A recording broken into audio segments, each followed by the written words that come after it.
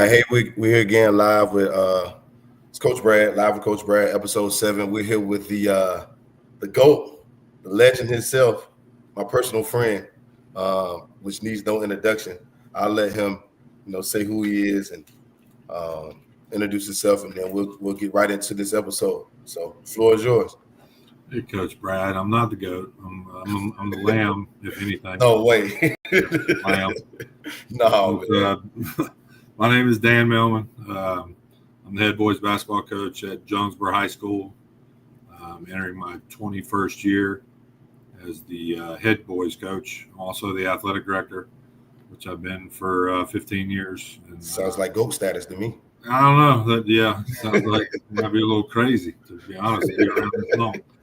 And then this is my 26th year here total at Jonesboro. So, but at a good place. So where are you originally from? I don't think a lot of people really know where is Coach Maehlman. Where are you originally from? I was born and raised in Cincinnati, Ohio.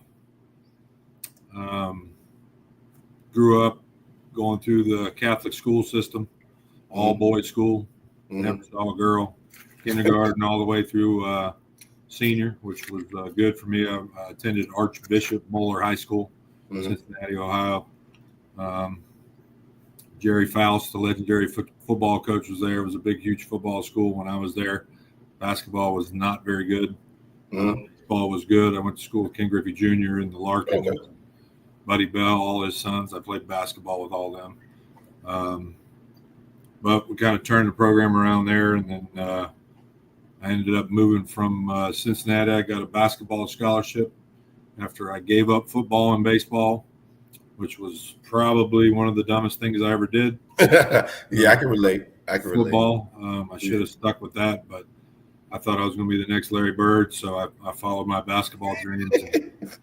Got a D2 scholarship to Alderson Broaddus University. It's now called AB University in Philippi, West Virginia, and played there for 4 years.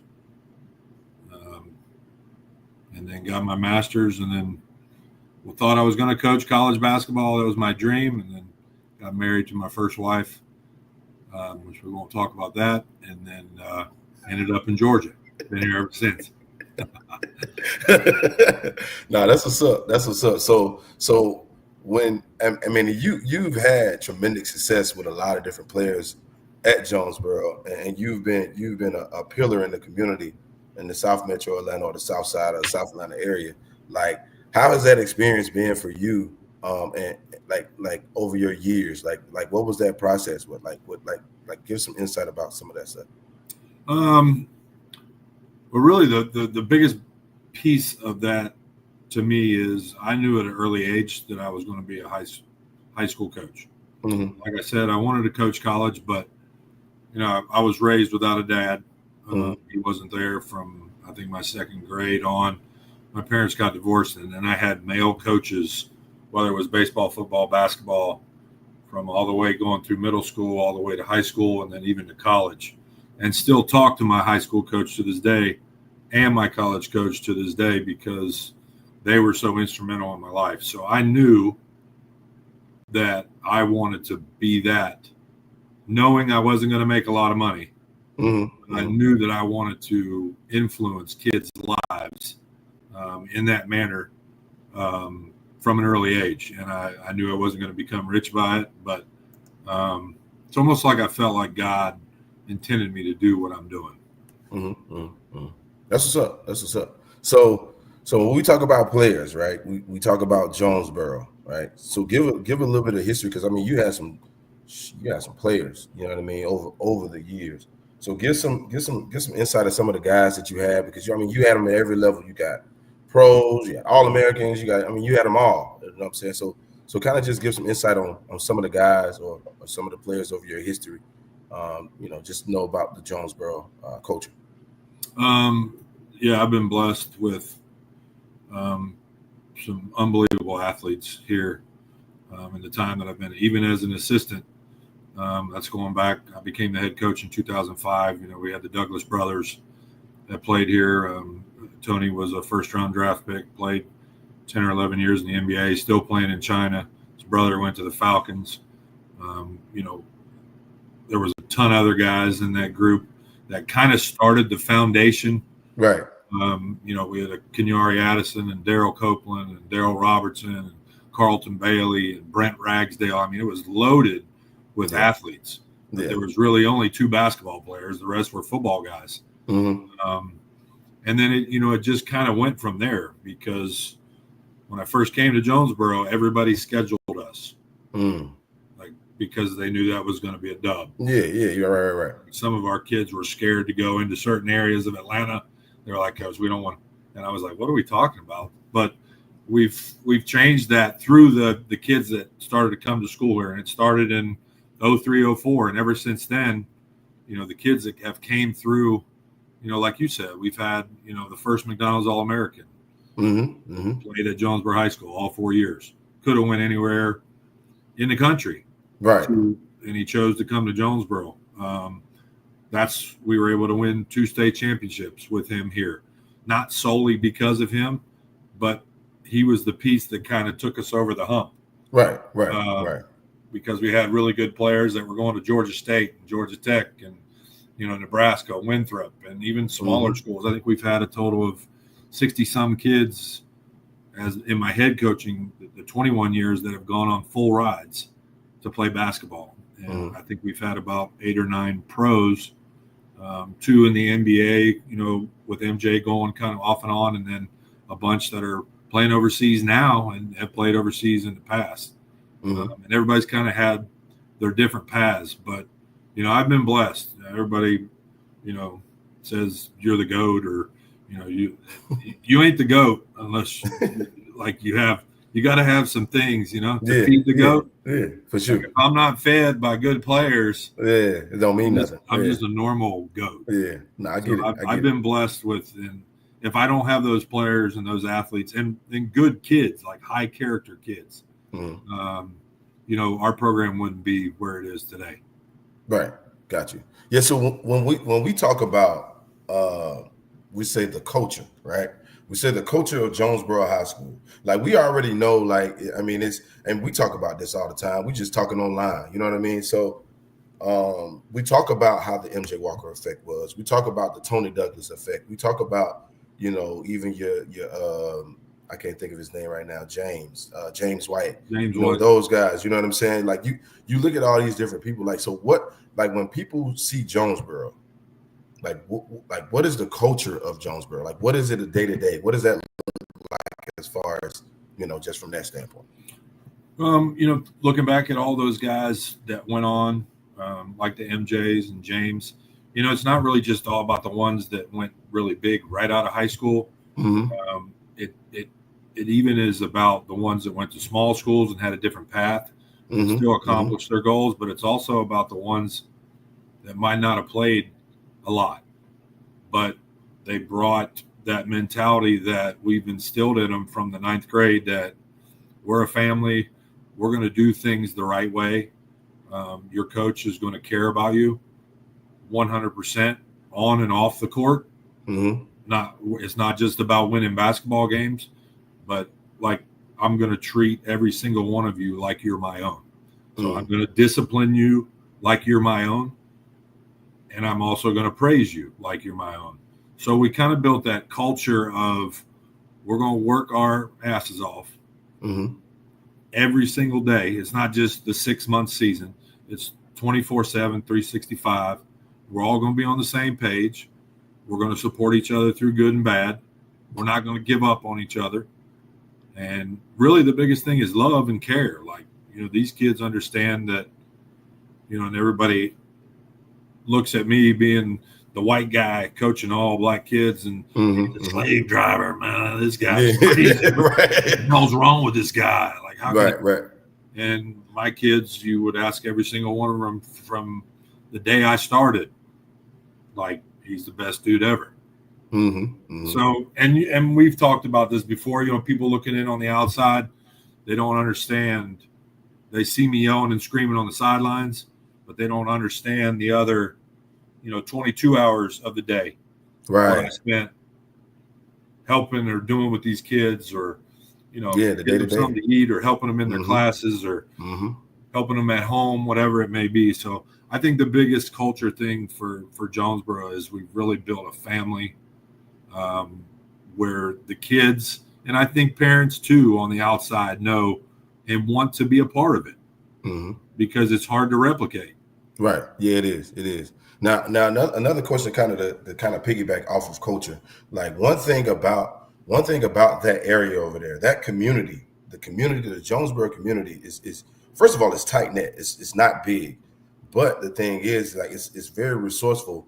But it actually built I don't know what it's called, bro. Like it built the covering around the school. Like, so when we talk about the community, like, get into some of that. Like, how is the community there at Jonesboro? Like, because we know about, everybody in Clayton County is like, oh, Jonesboro is where you want to go for everything. But when you're there and you're inside of it, and then you see the community, you see the people following, you see the people supporting. Like what's some of the what's going on with that? What's up with that? What's your thoughts on that?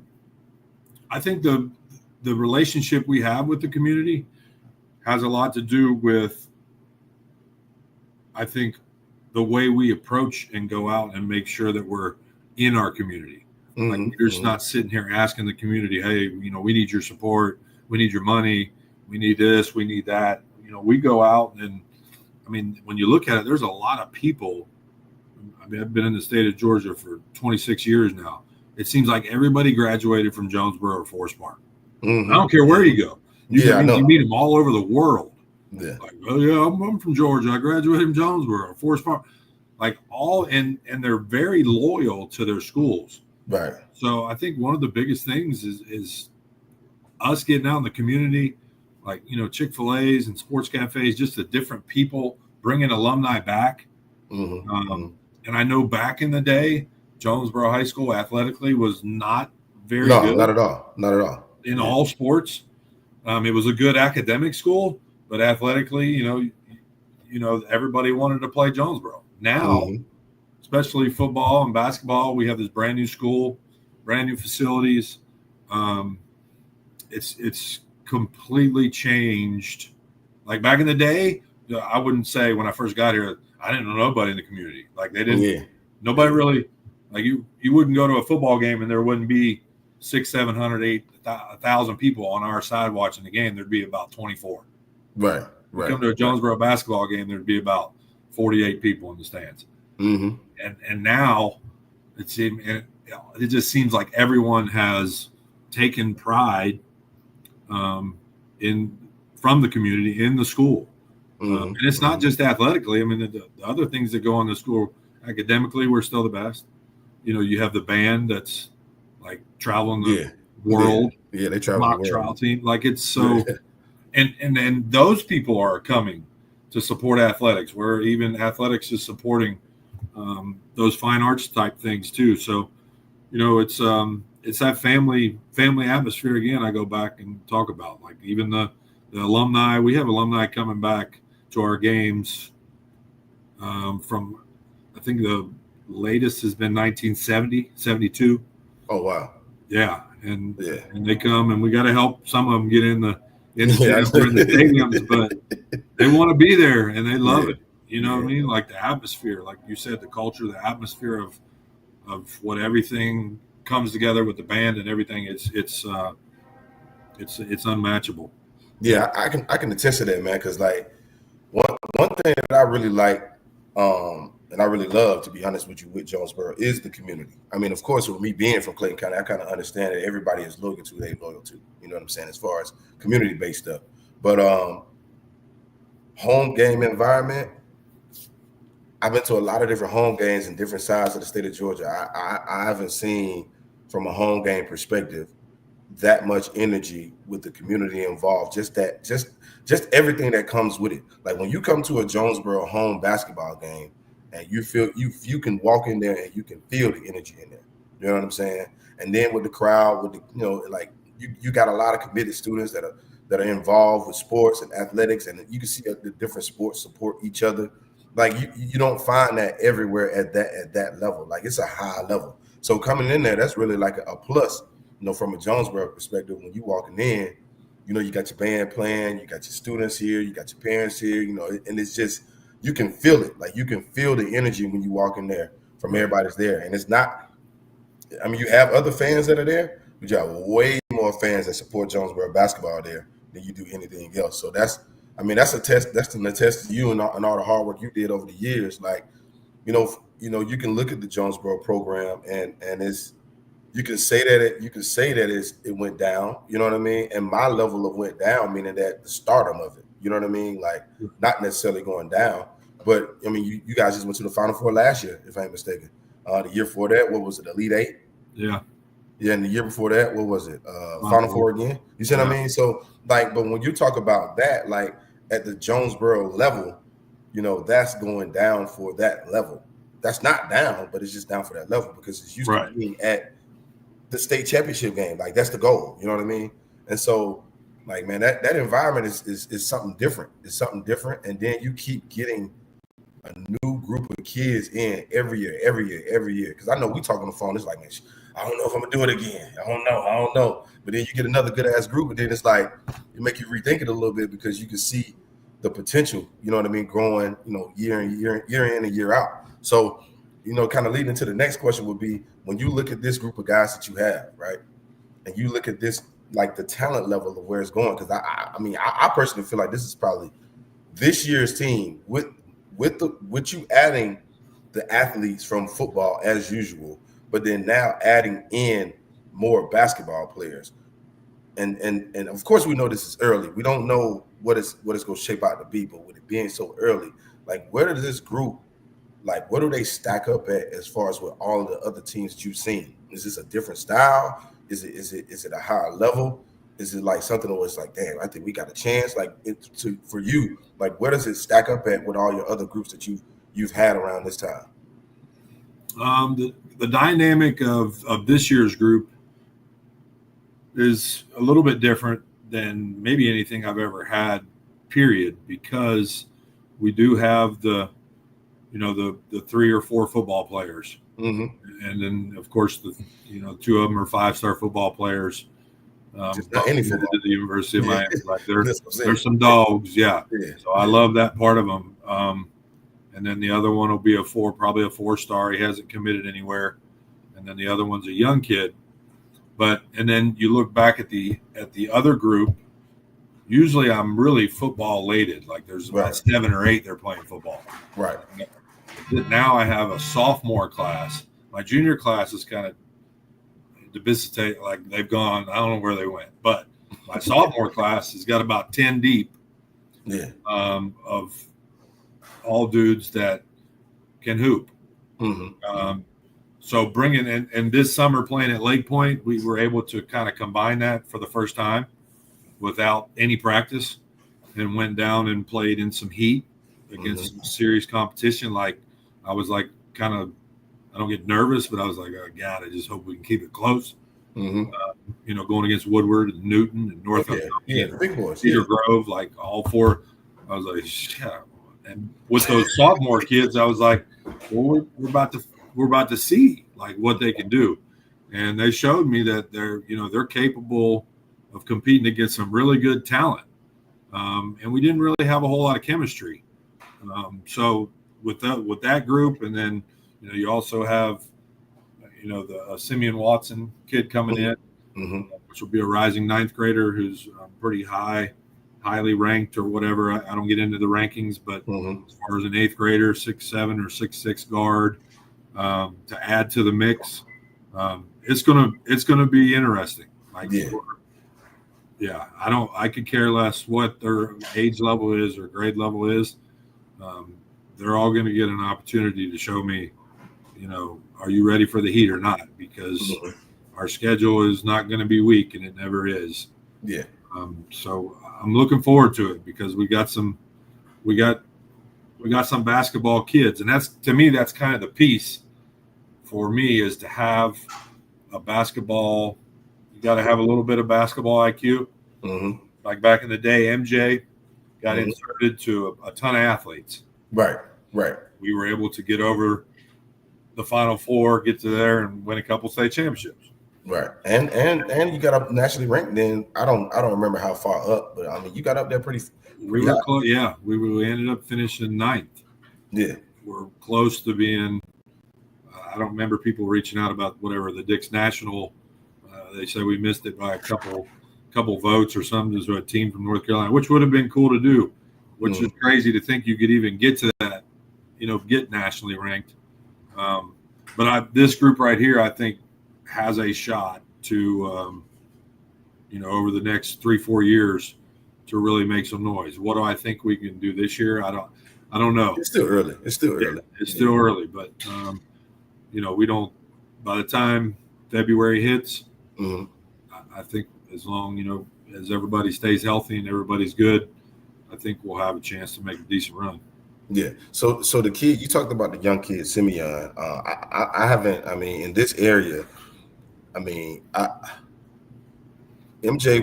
Walker was MJ Walker. We already knew that. I mean, he was going to be wherever the hell he was going to be. Anywhere he went, he was going to be that. I don't think it's been another kid in that area, in the Clayton County area. I don't remember another kid with this size and skill set at such a young age in that area. Now, the verdict is still out about him being able to be high-level competitive at varsity. You know what I mean? That we don't know that yet because he's still got to get bigger, faster, stronger. I mean, but coming in as a freshman with the tools that you already have, I mean, I think that's one of the things that's like kind of separates a lot of the other kids. Just kind of give a little bit of insight when you talk about a kid like that, and then we'll lead that into some of the other players in the program too as well. Yeah, I mean, he's got all the, you don't really see kids come out of middle school with those kind of tools. Being able to shoot at 6'7", shoot the ball, and really understands the game. He can pass the ball. But like you said, when MJ came in as a ninth grader, like he was 6'6", and he was about 200 pounds. Like he looked like a grown man. Right. Like he came right in, started, never came out. Never played a game from freshman year on. I don't know, and kind of the other kid, Calvin Goss, which we call him Q. He started a lot for us last year as a freshman. I legit think like right now between Q, Tanaje Freeman, which is a 6'9" sophomore, didn't play his freshman year because of a broken kneecap. Played with us this summer. Got all kinds of tools. Simeon, like you realistically within one program, depending on their progress. Yeah. You could possibly have 3 McDonald's All-Americans. 100%. I agree. Sitting in one school. Yeah. If at all, if their approach is, and it takes a lot to get there. Like it's not easy. Like I remember watching MJ work every single day. Yeah, but you know what it looks like though. You know what I'm saying? Yeah, 100%. Yeah. So for you to say that and for you to see that with them at a young age like that, we're not saying that they are. We're saying like, you know what I'm saying? This is something to make you really, really think, and it all depends on that work ethic moving forward. But that right there, I mean, you gotta. I don't remember the last true big kid that you had. I think that was Doobie. You know what I'm saying? Like a true big. You know what I mean? Like a 6'9" athletic guy. Like, and then you're talking about a freshman that's coming in already 6'9", mobile, touch, and he's decent athletic. He's way, to be honest, he's better than decent athletically. But you mixing that in with athletes. Yeah. Then you have a young point guard with Q Calvin Goss. I think you said he just picked up an offer from Jacksonville. He did. Going into his sophomore year, picking up an offer from that level of a Division I school that early, which is a higher level, Division I. I mean, they just had a kid just leave from there, ended up getting drafted too as well when he transferred out. So like when you look at already coming in at the OVC level, Travis Morant went to the OVC. So you know what I mean? That lets you know that it could keep going here depending on what that process looks like. But yeah. So who's some of the other guys that you're looking forward to this year being an impact for the season? Of course, we know your football players, your athletes, your dogs, what you get from them. But outside of those guys and a couple 3 that we just mentioned, who are some other kids that you're looking forward to being, just to see what they got, and just help the program? There was Jadarius Slayton was another kid that plays football. I mean, everybody pretty much knows that, Cortez, Mhm. Dante, and Scooter Frank. And then Jadarius Slayton is a 6'4", 6'5" sophomore that also plays football. That could be really, really good. As far as other guys, we have Ashton Miller, which he's about 6'5", very athletic, raw. He was kind of doing both the past 2 years. He's in a band and playing basketball, How do you do that? which is kind of crazy. Yeah, so he Yeah. decided to give band away, which I didn't tell him to do that, but he's got the ability, athletic ability, if he puts his mind to it. He could play college basketball. He had a really good summer. Very athletic, long kid. And then, we have some other sophomores that Brian Hobgood, and who's 6'5", Robert Carter, who's 6'5". He was hurt last year. Mm-hmm. One other football kid that's a sophomore, his name's Sam Howard. He'll come out. So I mean, we have some everyone we have, and there's about a strong 12 or 13. Mm-hmm. Like there's not a single kid that will be on the team that you can say, that kid may never get in. Like everybody, and they're all type kids that they understand like every day is going to be a battle, and if I can go out and compete and show that I can do what coach is asking me, we're going to have a chance to step on the floor. Got you. No, that's cool. Oh, this is another thing I meant to tell you, man. Recently, Woot been working out with me recently. Oh, really? Yeah, he been working out with me for the last month, man. I did not realize how good he was, bro, until now. Like you was telling me, but I never really like seen him on a day-to-day. Yeah. Tons of athlete, 6'4", 6'5", handle the ball, can shoot it, got good size. Like that's one of the ones that kind of go back to a test what you was talking about, the guys that kind of have a different path. He's another one that kind of going along the path of like a Dakota LaFew. You know what I mean? Yeah. Like, just depending on where he goes or with his trajectory, he can mess around and be a pro somewhere. You know what I mean? Like he has a lot. He has a lot of upside. I ain't gonna lie to you. Like I knew he was good. I remember he was talking about he was a little lazy. Yeah. He good. Like he could legit, like if his mind was really set to being a pro, yeah, he could be a pro. Yeah, for sure, 100%. So when we talk about your schedule, so what's some of the events that you have coming up to kind of challenge your boys this year?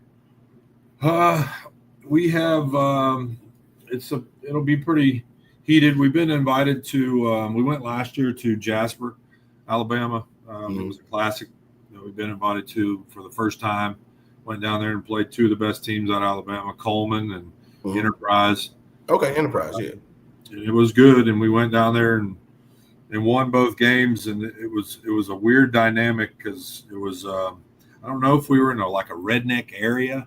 I kind of felt that way, but once we got there and like everybody was like, oh, like who are these guys? And then when the tournament was over, everybody was like, yeah, man, Jonesboro. Everybody loved Jones. Like we had people asking for gear and they were like, they hated Coleman. We were so happy they beat us.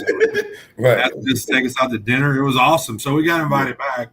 So we're going back there. And then we got invited just about 2 weeks ago to a national tournament in South Dakota, which I know is dear to your heart. Oh, yeah. I love it out there, man. Hopefully you'll go with us when we go there. Oh, for sure. December 28th, we'll be flying out and playing Mitchell, which is the number one team out of South Dakota, and then a really highly ranked team out of Minnesota the second day. And then I'm not sure about the third, but we'll be there for about 4 or 5 days. Up there with we might do some skiing. I don't know, some snow work, but we have definitely gonna be some snow. Yeah, definitely gonna be some snow. We have the Under Armour event that Winford puts on at the beginning of the year. I think we played Tri-Cities in Westlake last year. That's our first 2 games of the year. We're going to a showcase at Columbia where we play a team out of North Carolina. I haven't got the team name yet. We showcase where we're actually going to play Sandy Creek in their showcase over there in the main game. He wanted to play us, so I was like, yeah. And then we're We also have another game at Pace, which I think we could possibly be playing Pace in the showcase game with Sherm. I'm trying. Sherm sometimes doesn't like he doesn't want to play sometimes. He always says I whooped him one time when he came to Clayton, which he beat me plenty of times. Right. Before back in the day when he had Tony Parker. So yeah. I think I've only gotten him once. But so yeah, our outer region, and I think we go to Monroe area. I think we're playing North Oconee again. So our outer region is pretty stacked. Yeah, you got some heat. Yeah, I mean, that's some heat. That is some heat. God, definitely got some heat for sure, which will be good because our region is. I'm not going to say our region's bad, but I don't know. I just like to schedule heat outside the region. For sure, and that's a good thing that it says a lot about the culture at Jonesboro too. Again, that they even have teams like that playing those events because they're not inviting everybody, or everybody can't make a phone call and get to where they're going. Like they're not doing that. So that's a test to what you have coming in, which I think is. I mean, I don't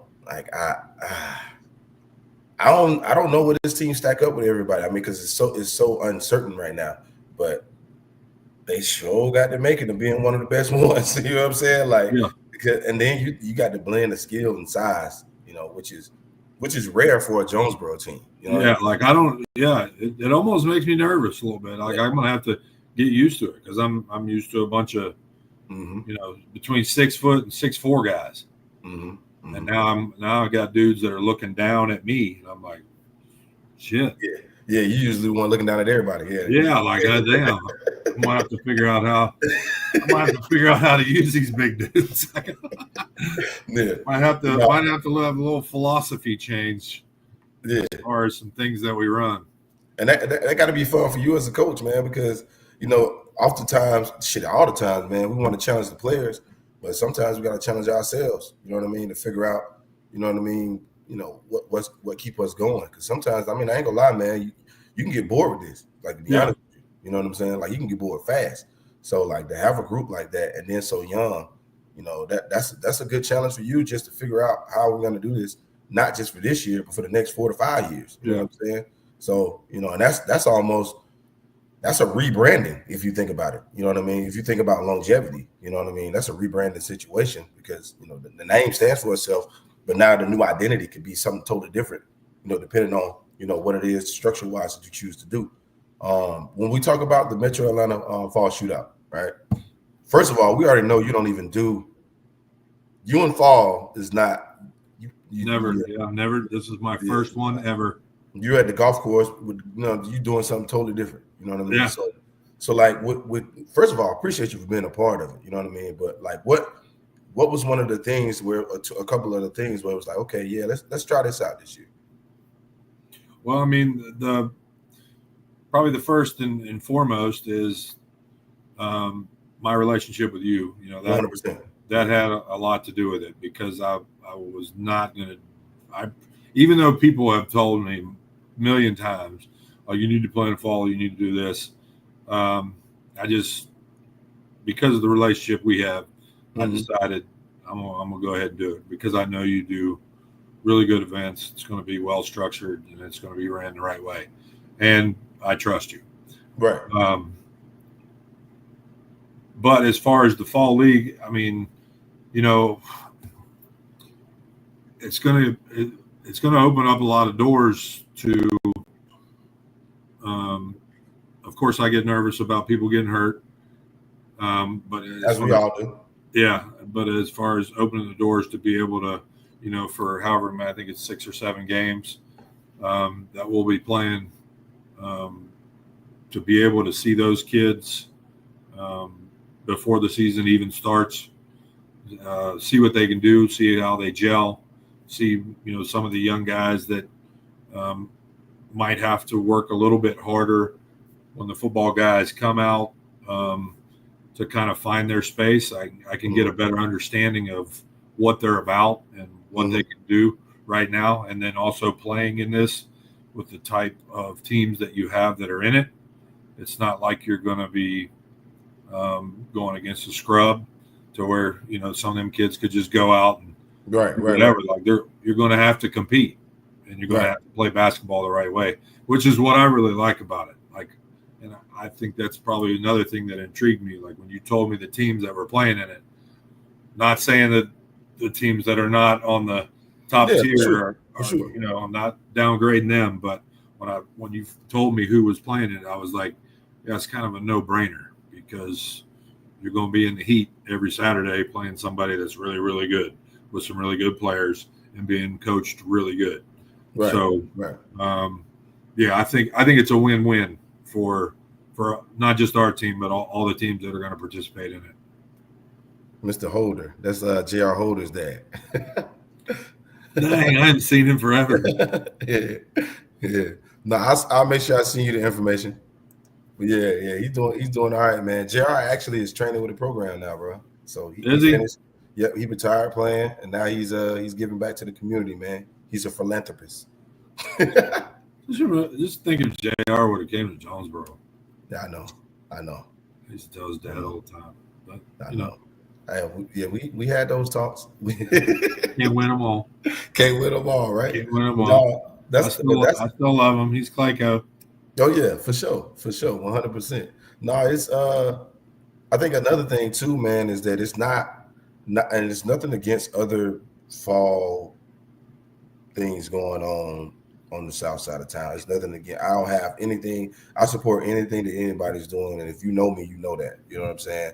But I think with what we're doing this year to start, and of course we're going to do this every year. I think with what we're doing to start, I don't think for people that really and a lot of people don't know it. A lot of people in the Clayton County area really love basketball. So like this could be something that could really change, like support with basketball on this side of town. You know what I mean? So I can't name another fall league or fall shootout, however you want to call it, this competitive, right? To where people can go in there and you can go in there and you can sit in there all day and then you can just watch good basketball games. I don't know many of them. Not saying other games are not bad, but we're talking about just being able to see young men compete at a high level consistently from 9 in the morning to the last game at 7. You might have a couple teams where you might leave and go get something to eat and then come back. Oh, I'm gonna watch this game at 4 o'clock. You know what I mean? Not saying that it's not, oh, look at this. And Look at this. Check this out.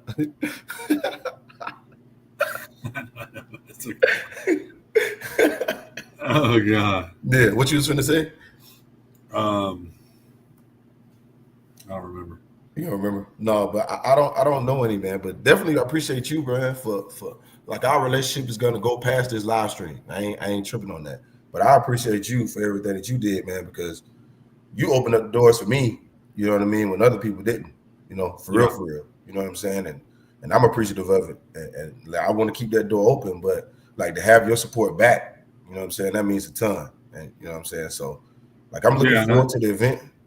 And that reminds me what I was saying. I'm gonna say about this fall league. Like you think about the teams that are in there, and the whole recruiting piece of colleges. That like when you list all the schools and the dudes, like you probably have.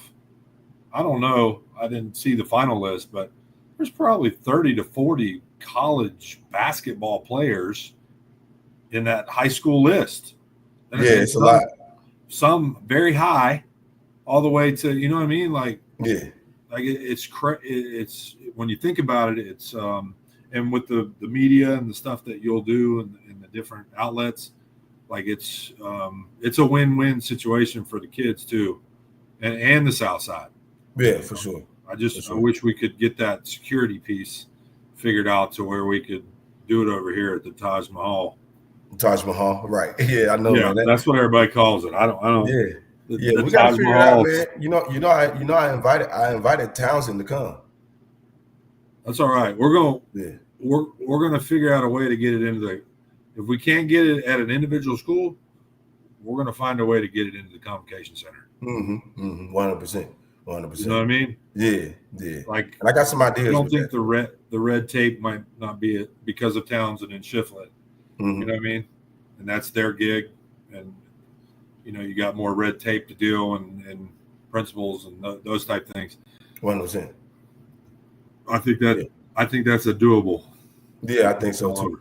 Yeah, and I think it's a win-win for everybody, man. I think it's a win-win, and I honestly feel that this fall shootout, I feel like this is the number one in the state of Georgia for the fall time, and that was the purpose of doing it too as well, is to kind of find, because everybody got a lot of different stuff going on, and you got to try to find for business wise, you got to find your own niche, but at the same time, you got to find, okay, during that time of August to, when do you guys really start? October? Yeah, like around the 20th, 21st. Yeah, during that time, outside of them doing their what is it, 4-to-1? I think it's Yeah, 4-to-1 workouts. You got your weight training, you got your conditioning, and then you got their individual workouts that they do outside of whatever they're doing at the school. It's they're not going to be consistently playing at all. You know right. what I'm saying? So then it's almost to the point to where when you get them back in October, right, you already kind of got to, I ain't gonna say reprogram, but you kind of got to get them already into the mode of the season already. Yeah, But with this now is that you're looking at, August 30th is when we start. October 4th is when we finish. That period of time, they could start dialing in mentally a little bit and kind of getting accustomed to what you'll be doing throughout the season a little bit. Not saying that you're doing way more, but like it's more the mental piece. So yeah, when they get to that point, we say about the 21st October, which is probably like 2 to 3 more weeks after we done, like they're already going to be in that mode to where it's okay. I'm already preparing for the season already, which is kind of a head start. And then for coaches too, as well, for you to kind of see the other guys, not say other like that, but to see your guys that you need to complement everything else that you have going on. You get to see them early too, which you don't know if some of them really played during the summer. You don't know if they really worked out a lot. You don't know what they have going on in their normal regimen outside of your traditional ones that have already been, looking at to go to college or whatever. So now you mix that piece in with everything else. Like you got a situation to where you can kind of accelerate your process of what you're doing to prepare for the season in a month and a half. You know what I'm saying? So, yeah. and I And just talked to you said what now? Go ahead. with it being, you can also, the thing I really like about it also is I can take a look at those kids because it is like in a lot of schools that are playing in this, like their varsity teams are pretty loaded, Yeah, top to 100%. bottom. And Yeah. usually when you have tryouts, there's probably 70, 80, 90, 100. I know we have about 100 kids every year trying Mm-hmm. out, but Mm-hmm. it gives you a shot to look at maybe some other kids that have been on your JV or coming in as ninth graders, and you give them an opportunity to go out and play. And it gives you that, instead of that 2-day tryout before you make cuts and say, oh, yeah, you're going to be here. And then you For got sure. about a week and a half before you start playing. It gives you an opportunity to get a better assessment of, yeah, this kid's ready, this kid's not. Yeah, And 100%. already kind of have an idea Yeah, of yeah. how he's going to affect our program. Yeah, and that helps you out. I mean, that's less work you got to do. You know what I'm saying? If you already got an idea ahead of time, and then also it gives opportunity for your other coaches because I don't know if you go coaching now, but if you have other coaches coaching, that sharpens their tools too as well. So when you need them, so they can know the guys too. So now that creates a better communication on the coaches level. You know what I mean? Yeah. So like I think all in all, it's just a win-win all the way around with the whole event, and I'm looking forward to it. We definitely got some more things. I haven't even released a date yet. I mean, not the date, but the schools that have committed to watch on live screen. Like it's a crazy list. Crazy. Like, I mean, because like you said, you got kids at all levels. You got your premier, whatever, all the way down to, I don't even know what's down. I mean, how level JUCO, I don't know. Just whatever. You got a lot of different. Yeah. But no, I appreciate your time, man. I know we kind of went about 10 minutes over. Shit, we always talk, so that ain't nothing new. But I appreciate your time. Again, it's Coach Maehlman. Do you, matter of fact, give them your social media tags. Do you know First of all, let's start there. No, I 100% don't know any of my. No, I do not own any social media on my phone. I'm talking about for the program, for your program. You don't Yeah, know. there's something. You're asking the wrong person. And I know that makes me sound really old, but I can't stand social media. Yeah. Yeah, I have no idea what it is. No, man. You probably could research it better than me and find it. No, that means you got a program, man. That means you don't have to worry about everything. Somebody does it. Yeah, Marshall does it. Coach Marshall, you know.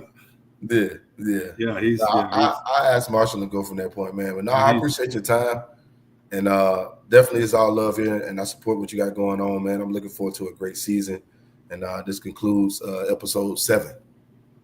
Yes, sir, brother. Appreciate it. All right, yes, sir.